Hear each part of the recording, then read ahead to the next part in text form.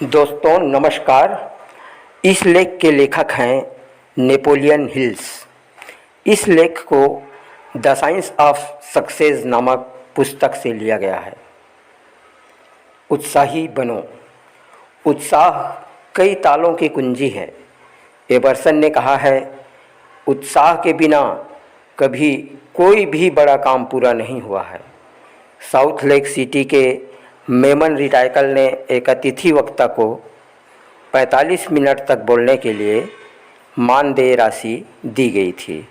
वो 2 घंटे से ज़्यादा तक बोलते रहे। जब उसका भाषण समाप्त हुआ तो वहाँ उपस्थित 10,000 स्त्री पुरुषों ने खड़ा होकर 5 मिनट तक उसका अभिवादन किया।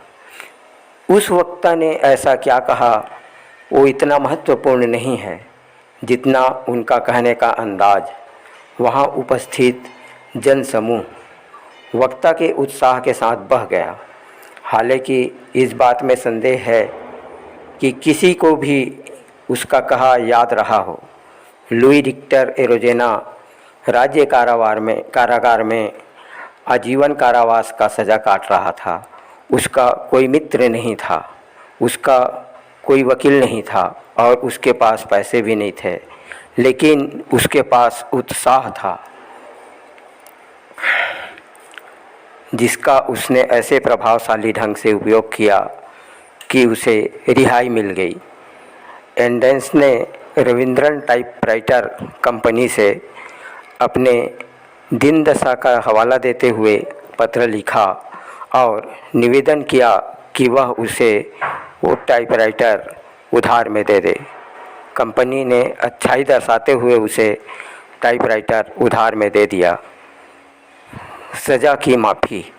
उसने बिजनेस फर्मों के कहने पर बिक्री के लेखे जोखे के पुनर्लेखन का काम शुरू कर दिया।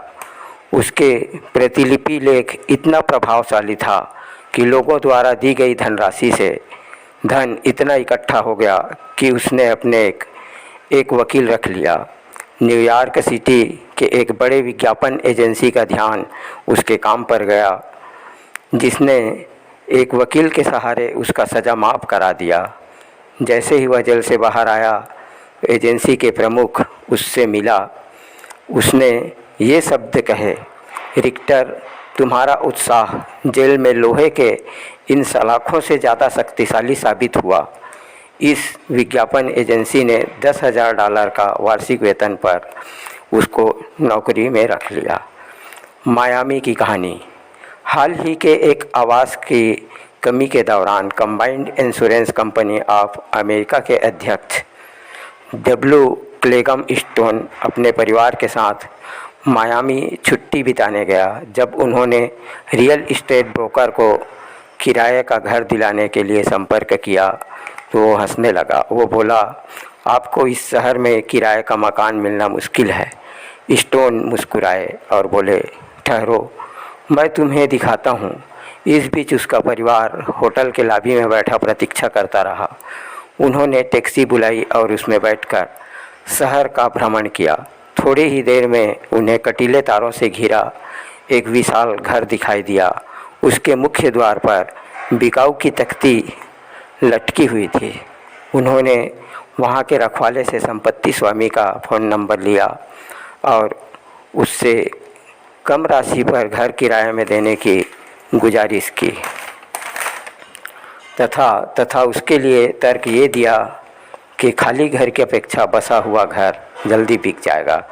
दोनों बातें, काम आदि सटीक बातचीत एवं उत्साह केवल तर्क से है। काम होना आसान नहीं था, लेकिन सिर्फ बातचीत और तर्क और उत्साह के नाम से उसका काम हो गया। मिली ग्राहम का उदाहरण। पोरल रॉबर्ट और मिली ग्राहम विश्व भर में बड़ी संख्या में श्रोताओं को उपदेश देकर उन्हें ईसाई धर्म का अनुयायी बना रहे थे। यदि उनके उपदेश में उत्साह न हो तो सारा प्रभाव जाता रहेगा। क्लेरेंस डेलो एक ऐसा महान वकील हुए हैं कि अमेरिका के शायद ही उन जैसा कोई पैदा हुआ हो। काफ़ी हद तक उनकी सफलता का श्रेय उनकी उत्साहपूर्ण अभिव्यक्ति को जाता है। साथ ही अपने श्रोताओं कार्यालयों, न्यायालयों तथा ज्यूरियों में समान रूप से वही उत्साह पैदा करने की क्षमता को जाता है।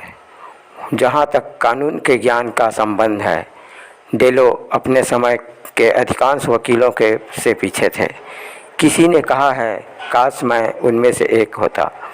जब ईश्वर मनुष्य को आस्था और उत्साह के असीम उपयोग करने की क्षमता साथ ही पृथ्वी पर स्वतंत्र छोड़ देता है, तब यहीं पर स्वर्ग जैसा सुख और नर्क जैसा दुख, स्वर्ग जैसा सुख और नर्क जैसा दुख होते हैं। कोई व्यक्ति उत्साही कैसे बनता है? जब वो विचार, वाणी, कर्म से उत्साहपूर्ण व्यवहार करे। जीवन बीमा का एक सेल्समैन जो अपने क्षेत्र में अत्यधिक निपुण है, हर रात अपने नाम से एक टेलीग्राम भेजता है जो उसे सुबह अपने नाश्ते के टेबल पर मिलता है। उसमें लिखा होता है कि उस दिन उसे कितना बीमा करना है और वो करता है। कभी कभी तो अपने निर्धारित लक्ष्य से कहीं अधिक उन टेलीग्राम पर वो डॉक्टर उत्साह के नाम से हस्ताक्षर करता है। यदि आप सोचते हैं कि उसकी योजना बेहतरीन अथवा मूर्खतापूर्ण है, तो सिर्फ ये जान लें कि वो व्यक्ति अमेरिका के सबसे बड़े जीवन बीमा कंपनी के अग्रणी सेल्समैन हैं।